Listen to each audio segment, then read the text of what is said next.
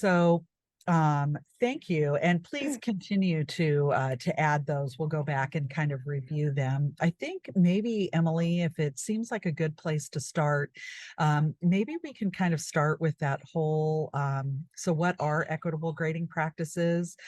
We hear that a lot and it's a buzzword, and it seems to kind of be it's a potential point of contention when people hear equitable grading, or I should say, sometimes when the public hears equitable grading because they're not sure about that or what it means. And Dr. Reeves regularly says to us, don't fight unnecessary fights. So maybe, Emily, do you just kind of want to start with, like, what are we talking about when we're talking about equitable grading? What does it really mean? Yes, and you hit it on the head, Terry, with, there was a district that I was beginning to do work with, and one of the things that came out of the equitable grading practices was, so we're going to grade different groups of students in different ways. And I was like, no, that's not what this means. And in our organization, we're very careful to not just talk about equity, but couple that with excellence. Because in the realm out there, when people talk about equity, somehow that's been convoluted into low expectations. And so we want people to, equity is about access and opportunities. And it's what we want for all students, high-performing students, low-performing students, students who are challenged in different ways. But then there's the excellence component, and that is that high expectations and what we want all students achieving at high levels. So you can't have a conversation about equity without having a conversation about excellence, because those two things go together. And now I see Dr. Reeves, so I'm going to hit pause on this conversation so you can hear from him. Well, thank you, everybody, for your patience. I apologize for the technical issues that we've had. I really want to welcome you and value our collaboration with California ASCD. And we want to make this an interactive conversation as well. So I'll just say a couple of things by way of overview and then invite your challenges and questions. And I always say this is a safe and appropriate place for you to push back. I want you to represent the people who are not in this room, represent students, represent parents, represent teachers who really have different points of view about this. So this is not just about preaching to the choir. It's okay to have different points of view. And I really respect the fact that some of you, as well as your colleagues, will have different points of view. I'll just say a couple of things, and then I want to stop and let Emily continue. Number one, I think it's fair to say that although there's been many years and lots of dollars and time expended on grading reform in California, frankly, it's stuck. It's just not moving ahead. And I think one reason that it's not moving ahead is that it's been very encumbered by complexity and unnecessary arguments. So what my colleagues and I at Creative Leadership Solutions try to do is to take complex ideas and make them simple. Whereas I think what happens elsewhere is they make simple things and make them too complex. So we're just trying to make things easy for you. And so I'll just say a couple of things by way of introduction, and then I'll stop. Number one, lead with values. The value that I think will bring all of your faculty, your parents, your students, everybody together are the values of accuracy and fairness. If we just focus on those two things, hey, what makes grading accurate? Well, grading what we think we're grading. And what makes them fair? Well, the same performance by the same students ought to have the same feedback from different teachers, not wildly different grades as the research indicates that they have right now. So focus on values, accuracy, and fairness. And the second thing that I'll just say is to keep it simple. A lot of these grading reform programs have failed because they have been unnecessarily complex and burdensome. Teachers resent having to be data entry clerks. They resent the 12-page report cards, trying to fill out every single standard, and the vendors try to sell that to you. Keep it simple, keep it focused. Just one more thing. Let's not have unnecessary fights. All this blood on the floor over shall we have numbers, shall we have letters? Colleagues, it doesn't matter. What matters is fairness and accuracy, the values. I don't care whether you use A, B, C, D, F, or 1, 2, 3, 4, 0. It doesn't matter. Just keep focused on the values of accuracy and fairness. So let me stop there and give our colleagues who are participating an opportunity to push back. Remember, it's okay to have objections, but let's just see what you have to say first. You know, Doug, as we were waiting for you to hop on, we were talking about equitable grading. And I just literally said, Dr. Reeves always says, don't fight unnecessary fights. And so Emily was doing a great job of talking about equitable grading, but I have found in my own district and in the work that I do with other districts that when we talk about fair and accurate, that's very difficult for people to argue with. So it really helps there to not be a fight, because we can all agree that we want student grades and student feedback to be fair and accurate. So thank you so much for saying that. Thanks for that insight. And I would also just add one more thing: transparency. You know, what parents want to know is, how's my kid doing? And they don't want all this unnecessarily complex grading policy. They just want to know, how's my kid doing? I'll tell you, the models that you've got in schools that are really helpful for all of us are CTE. Man, nobody comes out of a welding class with 8 fingers and say, well, you know, I got 8 out of 10, so I guess that's a B. You know, we know what success is. The same is true in coding. A lot of you have got coding classes. They make mistakes all year long, but at the end of the semester, the job as a coder is to fix those mistakes, get better and better and better, and then they end the semester. So the whole idea that we support is evaluating students on how they finish, not the average of where they started to where they finish. And I think CTE is a real leader that maybe a lot of us can learn from. So colleagues, let me, again, I want to entertain not only your questions, but also your challenges, because I know you're dealing with really difficult issues in California. Share with us what you're feeling as well.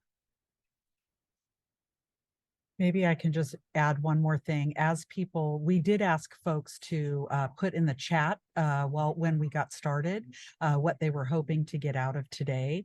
So colleagues, as you're starting to put in your questions and challenges, I think Dr. Reeves can't see the earlier responses from before he logged on. So I'll just kind of reiterate that lots of folks are exploring equitable grading and they're wanting to learn more about it. And there were some great comments about, you know, the complexities, just as you said, it just seems super complicated. And so looking for some insight on that. And Emily, was there anything else from the chat that felt like Dr. Reeves should know?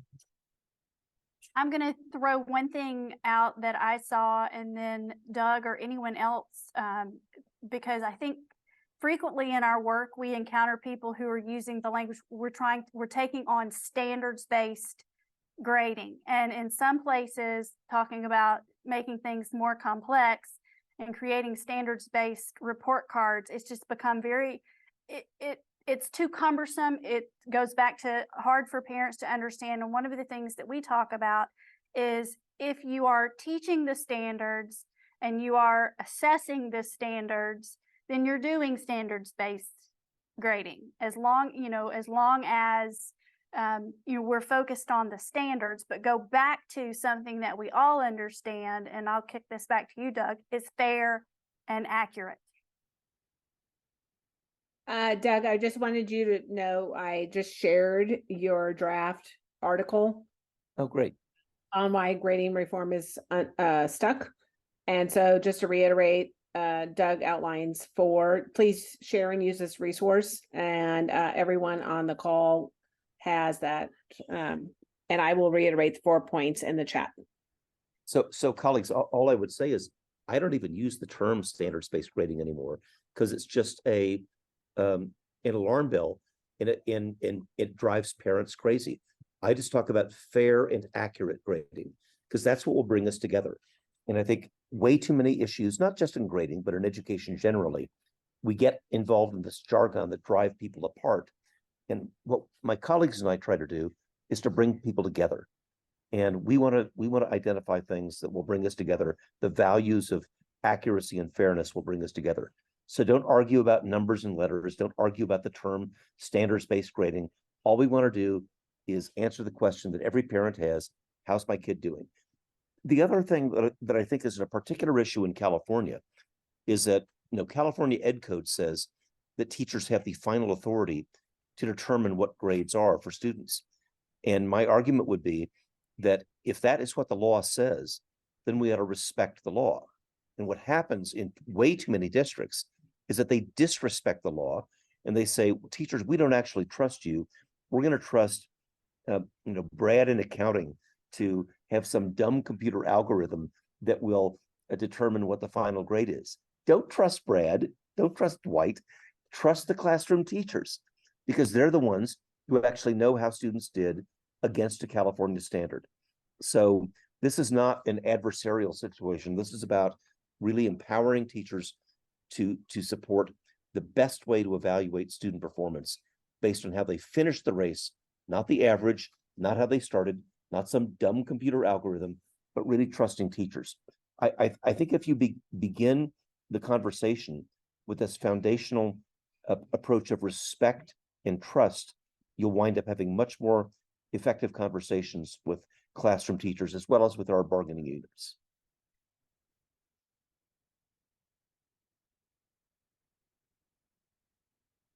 Doug, the third part, we've already talked about unnecessary, making it simple, keeping it simple. The third point in your article is inside out change.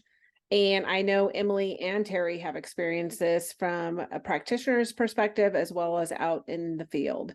So Emily, do you want to share what you've experienced in California districts as far as challenges and then more importantly, successes of inside out change? And then once Emily's done, we will have Amanda share what she would like to share, because I noticed her hands raised, and then we'll pass it to Terry. With the inside out, there's so much that when you bring somebody in and we start talking about grading reform, it's like, well, give me an example. And we may apply an example, but then there's that, well, my students don't look like that, or my classroom is different from that. And so then it's like, well, okay, when we talk about inside out change, this is the data, the practices within your district, within your classroom, with your students. So it's the teacher next door. So it eliminates that, but our district isn't like them. It's no, these are your students. So the work that we do is creating that work, that example, that data, that evidence within your district. Sanger was one that I mentioned earlier. They invited, so there are 2 high schools and middle school, all participated with me last year. They invited PLC, so it was invitational, and they took on this work. Well, at the end of the year, we had 52 PLCs and 130 something teachers who had taken on this work, had a huge exhibition at the end where they were sharing their work. And so again, it's the teacher on this side of the gymnasium had the answer for a teacher on this side of the gymnasium. Right. And it was just really powerful work. And if you are a fan of John Hattie's, as I am, he says, teacher, know thy impact. Those teachers knew the impact that they had on their students at the end of the year, and they had both qualitative and quantitative data to back them up. And Emily, I would just add, I think you did that brilliantly, because it wasn't over-engineered. You trusted teachers to say, what's really at the root cause. And one of the things that I noticed that you did was to trust them to say, hey, it's not just have higher math scores. It was digging down to the root causes of, hey, in California, multi-step math problems are really what are dragging down scores. How do we encourage perseverance? Another thing that I noticed that you did is you had a wonderful blend of both qualitative and quantitative evidence. So, man, that's a great example, Emily, and you really masterfully did that. And I think that can be replicated not only around California, but around the country. So thank you. And I beg your pardon, I know that there was a hand raised that I didn't mean to ignore. Amanda, can you let us know where you're from if you are comfortable with that? Sure. And then- Hi, everybody. So I'm from Cleveland, Ohio. It's 7:30 at night here. And I, in my district, I serve as our professional development coordinator. And so I also then run an instructional coaching program. And this year, because we are one of the lowest performing districts in the state of Ohio that I'm serving right now, our scholars. And so we obviously are looking at institutional and transformational change, and equity keeps coming up.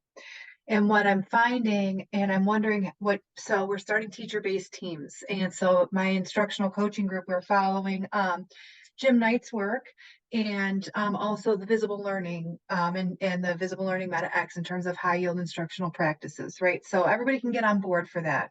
You want to know what I can't get people to do is agree on grading equities. So I have my entire 9th grade English team together, and I ask them, what is an A? What is a B? And we can't come to terms. And what I'm finding is and I'm wondering how to tackle, because we have standards, obviously, in our state, and the standards demand a certain level of rigor. But when I ask what an A is, and then I want them to come to consensus, the rigor automatically drops. And so we're used to grading, and what I think is happening, but I also am not really sure, because we are 100% of our students qualify for free and reduced lunch. So we're super low SES and a small community, right? Like we're adjacent to Cleveland, Ohio. And so transient population, lots of things that urban districts face in general. But what we're kind of phrasing is there's a whole lot of SE. We just love our kids, we love our babies, and not a lot of L. And our rigor is dropping, and our rigor is dropping, and our rigor is dropping. And then when you come into the consideration of students with exceptional needs, the rigor is even lower, because we want what I think is happening is we want people to feel good about an A, but you know what I'm saying? And so I'm wondering how you tackle that, because when we finally get to consensus, I'm going, this isn't even a rigorous. Do you know what I mean? And I don't know if this is common, or I hope I'm not alone. Amanda, you're speaking for educators all across the United States and around the world. So thank you for that very thoughtful question. I'll start, and then I'll defer to my colleagues as well. If I could encapsulate in a single phrase about what is an A, it's performance, not points. The problem with most grading systems is that a B is an 89 and an A is a 90. And all that does is encourage gamesmanship, point grubbing, and renders us as teachers into accountants, not educators. If we really believe that grading is a part of feedback that improves student performance, it's focusing on performance, not points. And I'll just, Amanda, briefly illustrate with one quick example that is in the article that Lisa distributed. And that is, for example, in your state, as well as in California, almost every other state, we have requirements for claim, evidence, and reasoning. So for example, if you want to earn a B, you state a claim, you have 3 arguments with citations to support the claim. This starts as early as 3rd grade, and then you come to a conclusion. That's a B. You want an A? Please, for the love of God, do not talk to me about extra credit or points. If you want an A, then it's claim and counterclaim, evidence and contrasting evidence, then evaluate the credibility of the different sources of evidence, and then come to a conclusion. In other words, the A-B difference is rigor, not points. That's the bottom line of what I think we all need to support. And colleagues, let me defer to you to continue that conversation. That's so right on, Doug. And I know you have said previously that the 100-point grading scale gives an illusion of specificity, right? It's overly specific, and it gives us an illusion that we're being so exact about a grade. But as I work with teachers in my own district and work with teachers in other districts, we talk a lot about determining the success criteria. And that's what we work from. And so we look at first, what's a 3? If a student is meeting standard, what does that look like? That's the rigor of the standard that we are looking for. And so what is a 3? And then a 4, performance above that standard, it's deeper, it's applied across genre, whatever it is. We identify that, and then we identify what's approaching, what's not there yet, and then a 0 in our scale in our district is insufficient evidence. Student hasn't turned in work. Right. But going to a 4-point scale is a game changer when you leave that 100-point scale. And a lot of it is rubric work, because we've identified the learning target, the success criteria for that learning intention or that learning target, and then we grade everything against that. And that is a game changer. And I'm going to point to the chat where Cassie made a comment about her district is a high performing district. And this is the exact same thing. It's not different, low performing or high performing district. I would just say that in high performing districts, that the old system, the current system has worked for a lot of those folks. And so they don't see they don't see how homework as part of the grade isn't a good idea, or they don't see how that 100-point scale actually can mask the measurement of progress towards mastery. So that's my 2 cents. I don't know, Emily, if you want to chime in from that. Well, I will, because you brought up, and this is one of those places where I can get on my soapbox, so somebody might have to rein me in, and that's the 100-point scale. So if we want to talk about fair and accurate grading and keeping students in the game, and I say this knowing that grading is very personal to people. This is a hot topic button. And I say this as a teacher who used a 100-point scale and now think differently. But the 100-point scale is one of the most unequitable or inequitable grading scales that we can use. Think about it, 0 to 100. The F starts at 59, so 0 to 59 is an F. But then the D, the C, the B, and the A are all a 10-point scale. So the system is designed for more failure than it is passing. So if you're not ready to go to rubric thinking and success criteria thinking, just make the scale mathematically correct.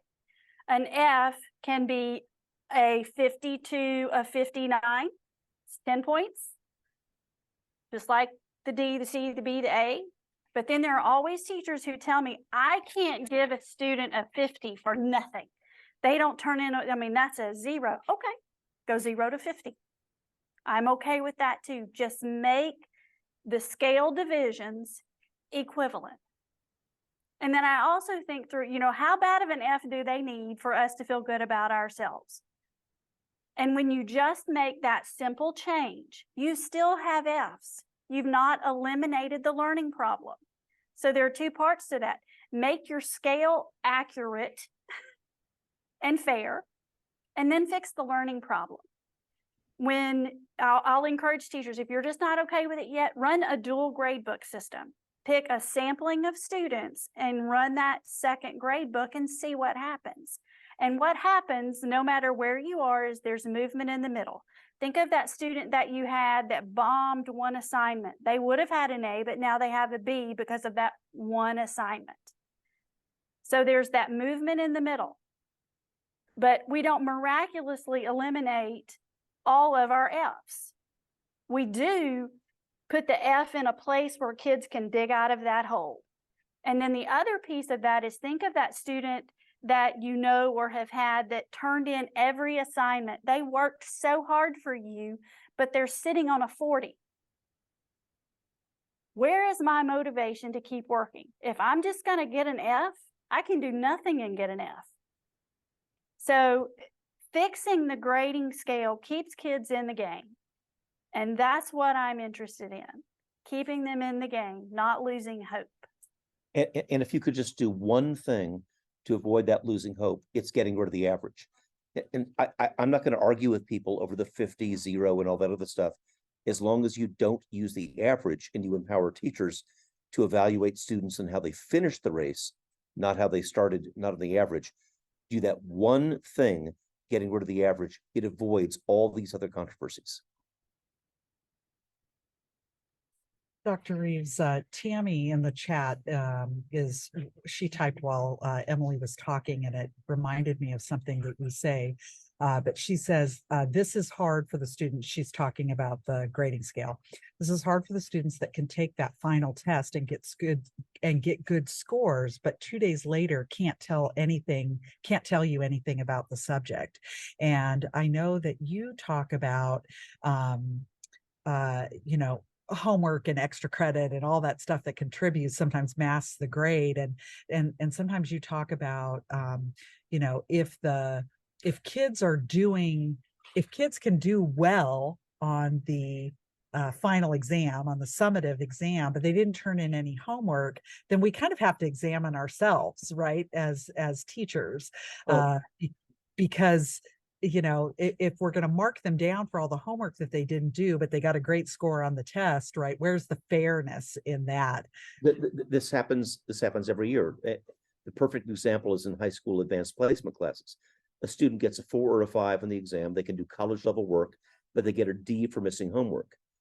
What I think we need to examine ourselves on is all that proves is whatever they were missing was not relevant to scoring a 4 or a 5. There's a lot of homework that is not relevant to the final performance. And the examples that I always use are pilots, drivers, brain surgeons. We don't care about the mistakes they made earlier. What we care about is how they finished. Are they an effective pilot, driver, or brain surgeon? And all the mistakes they made earlier are simply not relevant. And there's this kind of lust for punishment. If they missed something 3 months ago, I've got to punish them for it.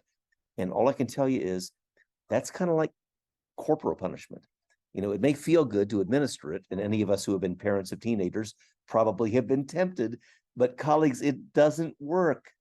Beating kids doesn't work. Corporal punishment doesn't work, and academic corporal punishment doesn't work.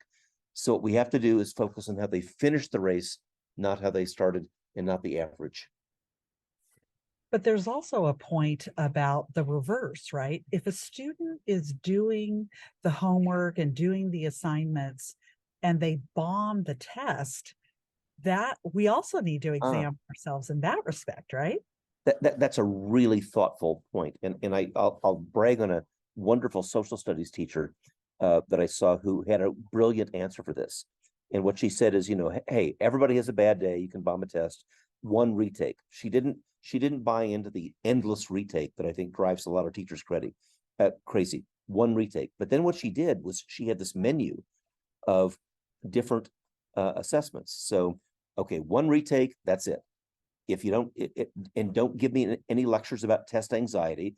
If you don't, if you're not doing well on test. So she had these 2 maps before and after the period that we studied in history. She had authentic newspaper editorials, identify the point of view of the writer and what that was all about. She had all these amazing board games. She had these great board games of how do you demonstrate mastery of curriculum? In other words, instead of just retake, she said, okay, everybody can have a test anxiety, everybody can have a bad test, but she provided this whole menu of different ways to demonstrate proficiency. I thought that was simply brilliant, because that allows you to get out of the business of paperwork drills and get into the business of demonstrating proficiency and learning. And that's just one example from social studies, but I'll bet everybody on this call could think of 100 other examples of how you might do that avoids some of the controversies over endless retakes and paperwork drills at the end of the semester.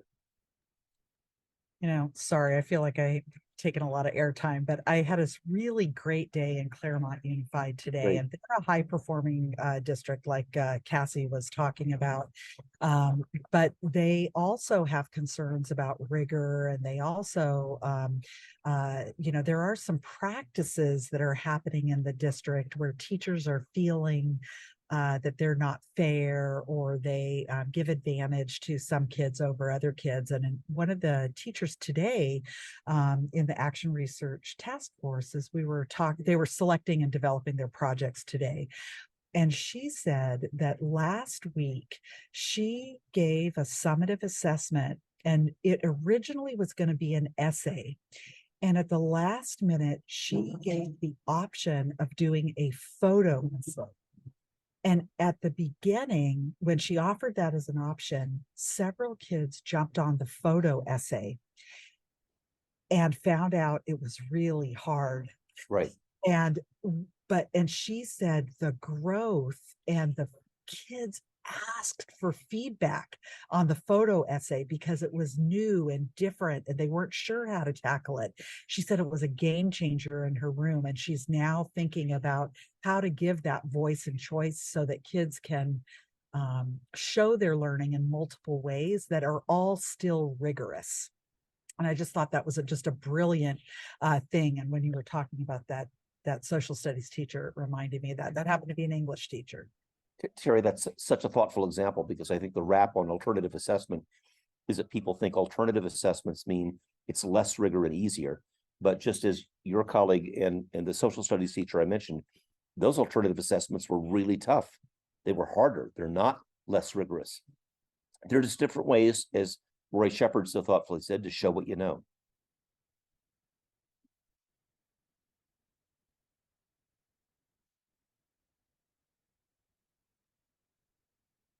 I'm going to ask Emily a question. Emily, because you've done this, the Action Research Task Force work in quite a few districts now, that it's a way for for our colleagues to really test and try out new things. So when we're talking about equitable grading or fast grading, fast feedback, what are some of the projects that people have done for ARTF that our colleagues on the call might consider doing themselves? Thank you, Terry. That's a great point. And then I think Emily, after that, we'll open it up, because it's a small group. We'll open it up for Q&A and discussion. So this may be a good launching point. So thank you, Terry, for asking Emily to share. And it's been all over the place. So it's started, as simply as we know that a lot of low grades come from students who are missing assignments. So things as simple as a catch-up day, catch-up room, catch-up time, so students can get their work done. There was a group next door to me today, and that was what they were doing. They needed time and space to get their work done, and so that was provided for them. All the way to trying out retakes. One of my favorite retake models that a teacher recently did is, so he marked the papers. He didn't score the papers. He marked them and gave them back. And then the students had to go through 3 steps. First, they had to identify the mistake that they made. They had to correct the mistake that they made. And then they had to do a reflection question that said, essentially, next time I will remember to. So, John Hattie's work also says that reflecting on learning has a very high effect size. And as teachers, a lot of times we don't stop and allow for that reflection. So that was a reflection that was built into testing. I have teachers who've stopped grading homework, and that's one of my, we value teachers' time, and grading papers is self-inflicted. We get to decide what we do and we don't grade. And so if there's a way that we can cut back on grading and still get those same learning outcomes. So it was an advanced algebra class, was advanced algebra 2 class. They stopped taking up homework. And the kids just really struggled with that. So the teacher started giving them check marks. The check marks didn't mean anything. They weren't part of the grade. But the students who missed an assignment or didn't have it ready would come back to her and say, I did it now. Can I have my check mark? So, it doesn't eliminate motivation when we take away grades. It just changes it. So just all practices all over the place with getting students to do their work, do better work. One that happens a lot is with rubrics and changes in rubrics. First, simplifying the language so students can understand it. I always say, put yourself in the mind and body of a 15-year-old and see what you can make of that rubric that somebody just handed you. And when you hand me 20 squares on a piece of paper, I'm probably as a 15-year-old going to struggle with that. The other part of that is I'm a big fan of single point rubrics. If a 0, a 1, a 2 are not acceptable work, don't give a 15-year-old the option to choose from that. Give them the criteria that is okay to do. And then now it's less overwhelming to me as the student. So I've seen a lot of different versions of rubrics, whether it had to do with writing or projects or just getting work, turning in quality work. What am I looking for in this work? So those are things that I've seen teachers experiment with, and that's what we talk about. Just try something, anything, to help students do something different. And I always use, Doug says we're not looking for buy-in. I say we're looking for try-in. We just want you to try something. Uh-oh, Doug, you Blast. I love that. I love that, Emily. I haven't heard you say that before. Let me just give you a data point from one of our colleagues, literally from today. Dr. Pete Undish, who's our data scientist, just sent me a report. And in this very large, complex urban district, that's very high poverty, the lowest failure rate in the system did exactly what Emily said. And that is, and they all have standardized, interim assessments. They have the same final exam, but the lowest failure rate is when they did practice in class, not at home. They totally got rid of homework. And not only did they save teachers enormous amounts of time, but they had a dramatically positive effect. And by the way, I know we've been talking about achievement, but here's something that I think our colleagues on this call should think about. When you lower the failure rate, it improves behavior, improves attendance, improves faculty morale. There's all these other things that sometimes we don't think about that are the wonderful beneficial effects of lowering the failure rate. And that is literally, December 5th, 2003 data. So you heard it here first, because Dr. Pete really, I think, made a profoundly important finding there. Thank you, Doug. Let's open it up to chat, and we have a comment and a question in the chat from Tracy that says, with alternative assessments, what are the implications for PLC, common, summative, and formative assessments? Well, I'll take a stab, and let me ask my colleagues to join as well. It's really hard to generate good assessment. I'll offer a couple of ideas, and then I'll defer to my colleagues. Number one, make them shorter and simpler. The problem with a lot of assessments, even well-intended, is that they're too darn long. You don't need 20, 30, 40 item end of unit assessments. I've seen more and more teachers going to mini assessments, 5 or 10 items, sometimes even 2 or 3, that I can turn around the same day immediately. With respect to alternative assessments, when they're collaboratively done, then we have the opportunity to save ourselves time. And I'll just say, based on feedback I'm hearing from teachers around the country, a non-starter is, how can I put one more thing on your plate and take extra time? That's not going to work. What we want to do in these conversations is to say, how can I save you time with shorter assessments, faster scoring, and easier things that you can grade and give feedback to students. Teachers really appreciate respect for their time. So Terry and Emily, please fire away. Well, I was going to add on. So in talking about the work of the PLC, we know the 4 questions, about learning, assessment, support, and then extension. And what I see in this place, so we've given this assessment, then we're supposed to analyze the data. And in that data, we're supposed to identify the learning challenges. So from that action research, what's the challenge? What did students not learn? And that's that question 3 that so frequently we don't get to. We don't get to the discussion of what do we do when students don't learn? So we have to identify that learning challenge, identify the practice that we're going to use to address that challenge, and then identify the results that we're going to look for. So that's where I think, so we've given one assessment. Now we're opening it up to the alternative. Well, what am I looking for? If Right. we're in agreement on what success looks like and what we're looking for in that, work products can be different. This is the understanding that I'm looking for. So when we talk about common assessments, and if we're doing a claims evidence reasoning in science or social studies or in, welding, if we're in agreement on the criteria, the work product can look different as long as we have the same understanding of what success looks like. So I'm not opposed to somebody using a different assessment, especially on round 2, as long as we're in agreement on the understanding that we're trying to get from students.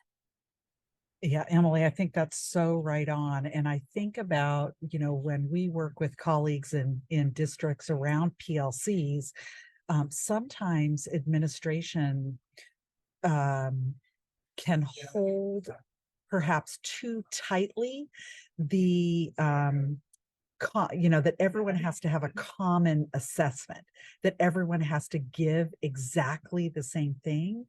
But I agree with you that a focus on the 4 questions means that what's common is our identification of the learning target and the success criteria. And then how we assess it doesn't matter as much. But the criteria, how do we know if kids are successful?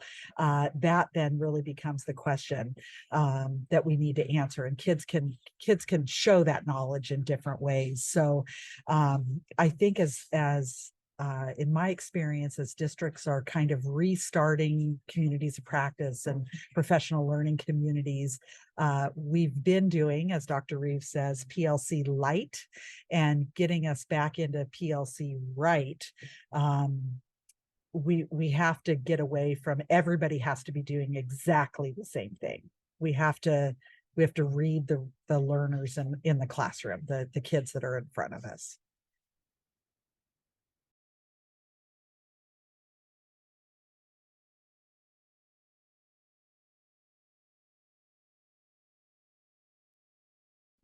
Let me see. Any other last before we call it? Because I realize we have people from the East Coast to the West. Everybody has had a full day, so I just wanted to open up to one last round of questions or comments. As a reminder, you will get a recording of this feedback. We appreciate everyone being patient with the technical difficulties. I appreciate my colleagues and their support to kick this off in a timely fashion out of respect for all of you who are most likely learning and attending this at the end of your very busy day.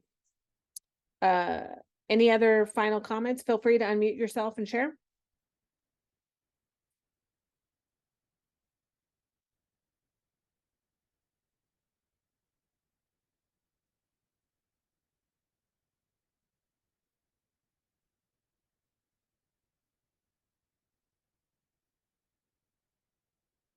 I know one of the last comments we saw is Tammy said some kids by 3rd grade have never heard that they can do something correct. Why try? Oh. Yeah, and Marla says that we have students who move classes and teachers, so having common assessments can help. And yes, totally agree with that. But I also think that the common assessments, the common part of that is the success criteria, right? That we know what it means, what it looks like and sounds like when a kid is mastering that standard or that learning target when they've shown proficiency. So it's a lot of conversation, and I'm just going to put a little plug in that's really the work that we do at Creative Leadership Solutions, right? That we really come alongside colleagues wherever they are, and we talk through all of these ideas and grapple with it together. I was telling Lisa before I hopped on that I had a great day in Claremont. People dug so deep into developing the projects that they're going to do for semester 2, and their question, the discussion was so rich that that's exactly what we want all of our colleagues to do, is to be a part of those discussions. So it was that's what we do. We're thought partners, and we love coming alongside our colleagues to have those discussions. Yes, that inside out change, and just to piggyback on that common assessment and not creating more work for ourselves. I think as teachers, we too frequently do that. A common assessment can be an exit ticket. It doesn't have to be a 50-question test. So keeping it simpler, getting better information. I had a conversation just a few weeks ago. The common assessment was a multiple choice test, and we pulled that data, and 60% of the students got this question right. And what does that mean? And we couldn't have that conversation. It took a long time to get around to smaller assessment, fewer questions, specific success criteria, so that we know where the misunderstandings are. This just happened to be in a math class. It's like, so how do you know that students knew or didn't know on a multiple choice test because they were guessing? Yes, we can analyze the distractors and think we know what we're talking about, but we don't. But if I have a clearly stated thesis statement as one of my success criteria, and I only get 5 clearly stated theses from my students, then that means we have a problem. And I know specifically what to go back and do. So we need to design small assessments that give us the best information that we can change learning for students, not just talk about the numbers. Great. Thank you so much, Emily. Thank you, Terry. I know you both have been in the field, had a long day, just like everyone else on this call. Amanda, I saw your comment. We would welcome the opportunity to be involved in this conversation with your colleagues, just as a thought partner or another source perspective. So feel free to reach out to us if you would like to. The information will be in the follow-up email that you receive tomorrow. In the email, I'll also put, as Doug gives closing words, I will also put my email in that where I'm a direct. You can put an email in my inbox tonight or tomorrow, whatever's most convenient for you, and I will follow up with you to support you in moving forward. So, Doug, do you have any final words before we call it? I just want to say thanks to all of you and to my colleagues who were willing to participate in this call. And as Lisa said, we are absolutely committed to continued communication with you. You can always call. Lisa will make sure that you have our direct contact information. I'm not saying we got all the answers, but we've seen a thing or two. So if you hear something from Terry or Emily or myself or Lisa that you want to have a continued conversation about, we're always happy to do that. And if we can help support your efforts in your schools, please count on us. We're absolutely dedicated to you and to the world of education. So thanks, Lisa. You're welcome. Thanks, Angel, for co-hosting this with all of us. We greatly appreciate it. And we will have 4 more series in the spring to continue this conversation. And thank you very much. It was a pleasure. Of course. Thank you, everyone. Take care. Have a great rest of your week. Thanks, everyone. Good night. Good night.